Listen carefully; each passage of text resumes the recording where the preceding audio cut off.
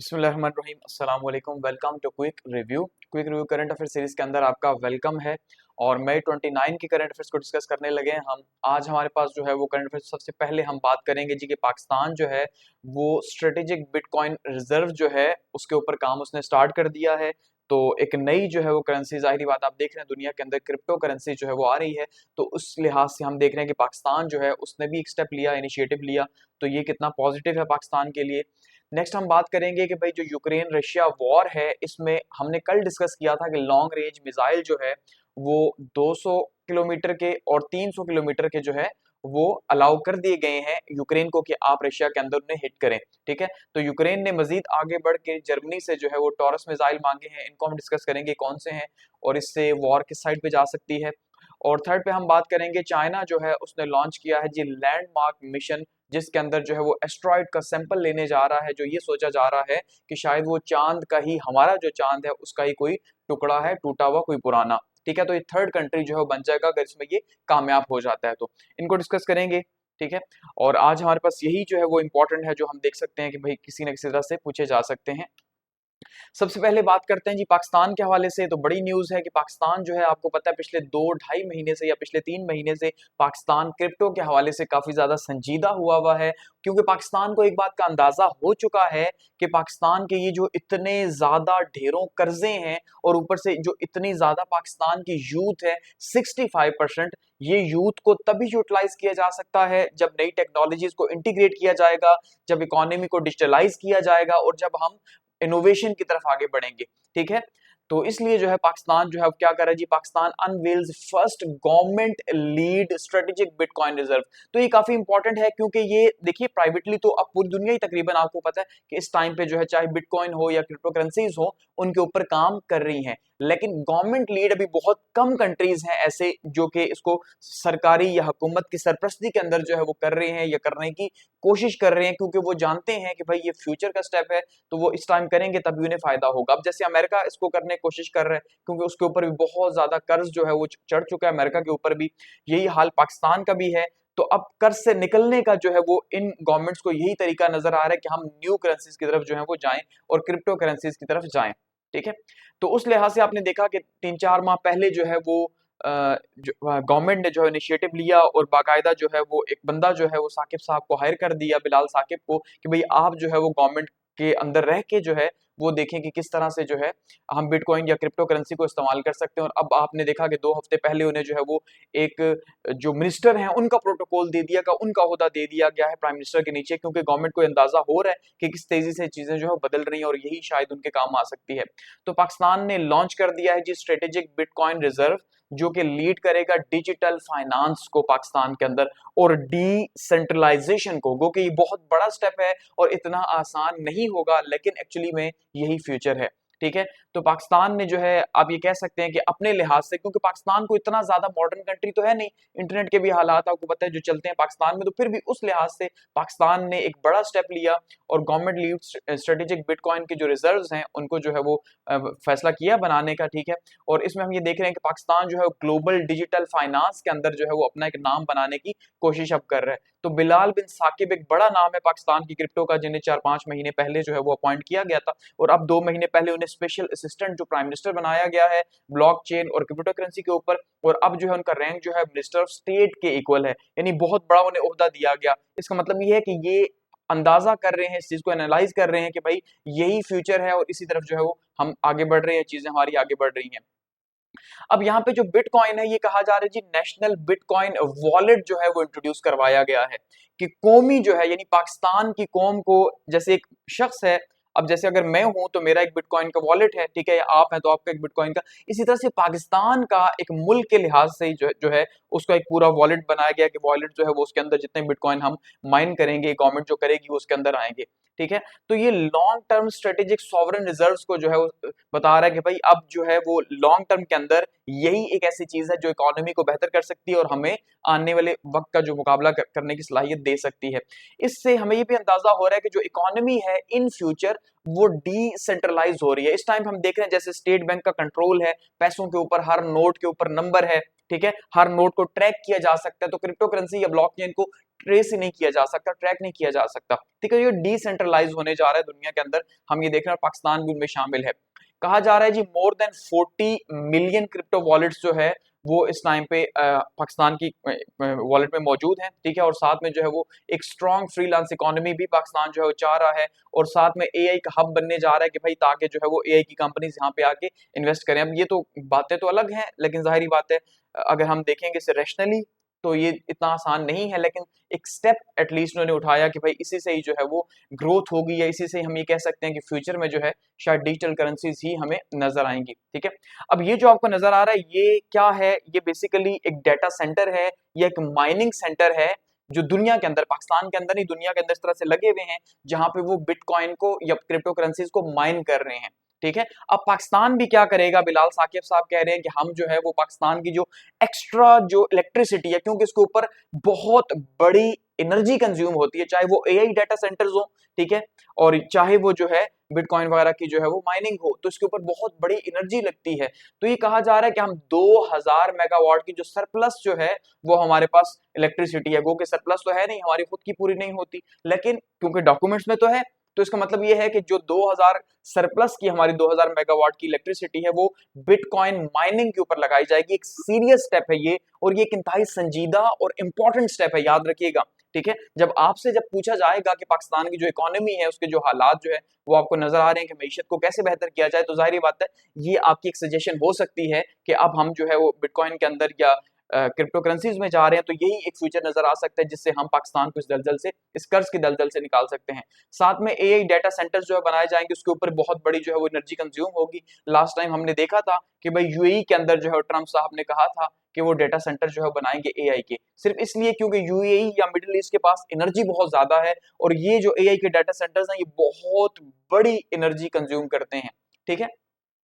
तो इससे क्या होगा, इससे टेक के अंदर जॉब्स भी पैदा होंगी, ठीक है। पाकिस्तान सॉवरेन माइनर में जब बनेगा तो अल्टीमेटली पाकिस्तान के पास जो पाकिस्तान का वॉलेट बिटकॉइन वॉलेट वो इंक्रीज होगा, बिटकॉइंस आएंगे, तो इस टाइम पे एक बिटकॉइन ऑलमोस्ट जो है लाख रुपए से ऊपर है, 1,06,000 डॉलर्स की बात कर रहा हूँ, सिर्फ रुपए की बात नहीं कर रहा, 1,06,000 1,07,000 डॉलर्स पे इस टाइम पे बिटकॉइन मौजूद है। तो आप अंदाजा कर लें कि अगर एक बिटकॉइन की इतनी प्राइस है तो एक मुल्क के लेवल पर जिसको बनाया जाएगा तो फिर ये कहाँ प्राइस जाएगी, और यही एक ऐसा है जिससे हम ये कह सकते हैं कि फ्यूचर में हम अपने इस कर्ज से दलदल से आजादी हासिल कर सकते हैं, और हम ये कह सकते हैं कि भाई हम अपनी इस यूथ को एटलीस्ट यूटिलाइज कर सकते हैं और बेरोजगारी से निकाल सकते हैं। कि गवर्नमेंट जॉब्स तो है नहीं, लेकिन बाकायदा इसके लिए भी, क्योंकि कोई आसान काम तो है नहीं, ये तो बहुत ज्यादा जो है वो एक टफ काम है इसे सीख के करना और उस तरह से, तो इस लिहाज से एक अच्छा स्टेप है पाकिस्तान का कि वो जो है वो मजीद अपने आप को डिजिटलाइज कर रहा है। तो ये पाकिस्तान के हवाले से आज सबसे इंपॉर्टेंट न्यूज हम देख रहे हैं यही है, ठीक है।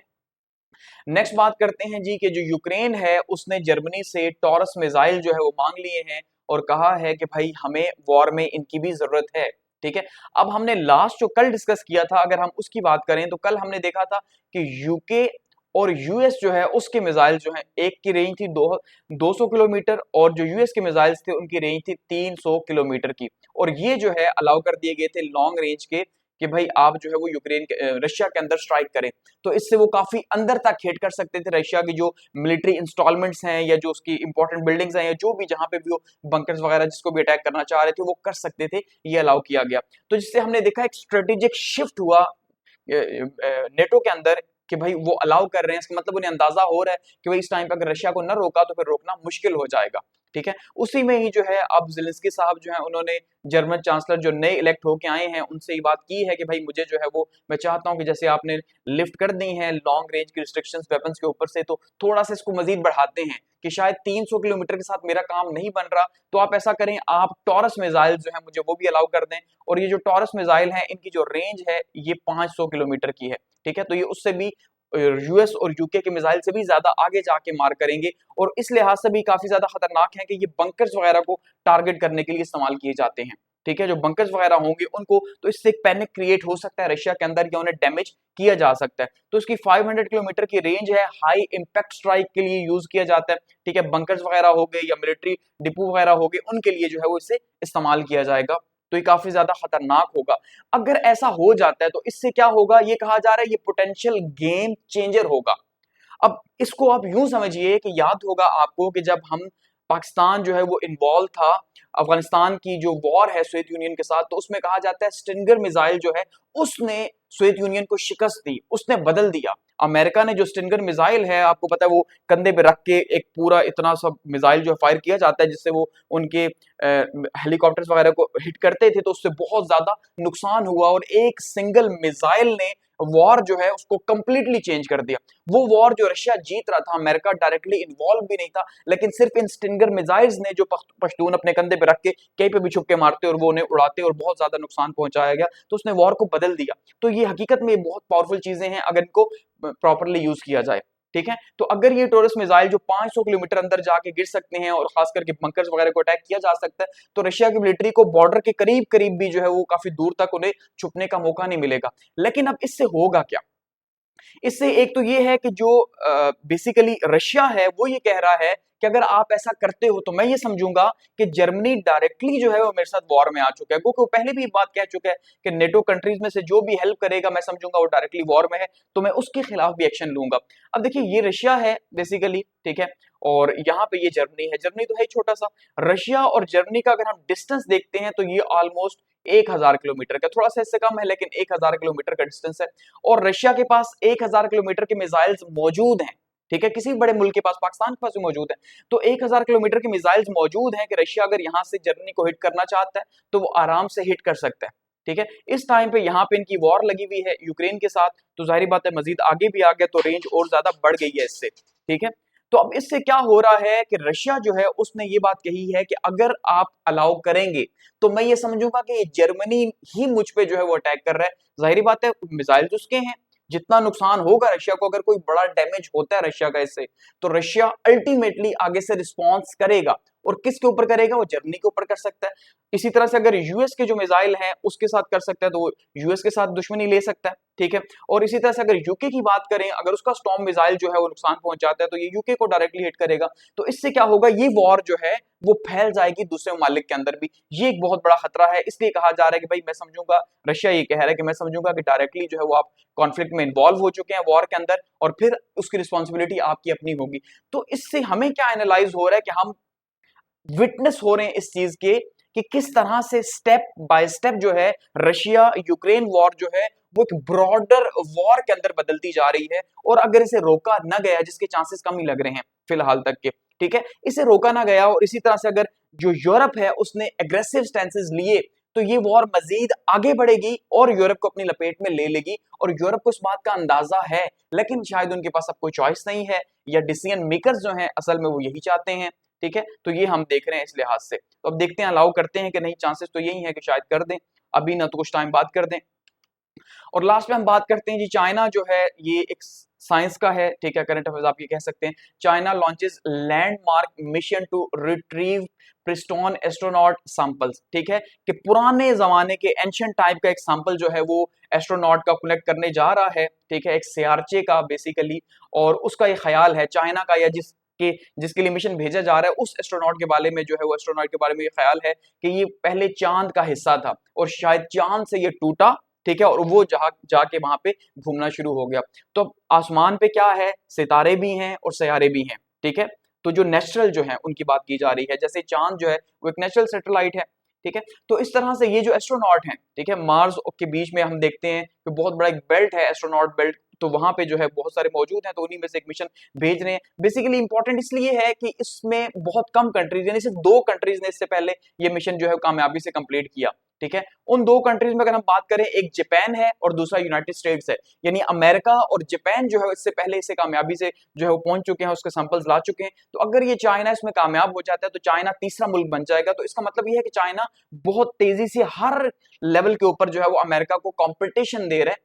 जैसे पहले रशिया और अमेरिका की एक स्पेस रेस थी, इसी तरह से अब जो हम देख रहे हैं चाइना की भी एक स्पेस रेस पैदा हो रही है कि भाई वो भी अब वही स्पेस के अंदर इतनी ज्यादा जो है तरक्की कर रहा है। तो चाइना ने फर्स्ट मिशन जो है लॉन्च कर दिया है जी, इस एस्ट्रोनॉट के सैंपल्स लाने के लिए, जो एक मेजर जो है माइलस्टोन माना जा रहा है।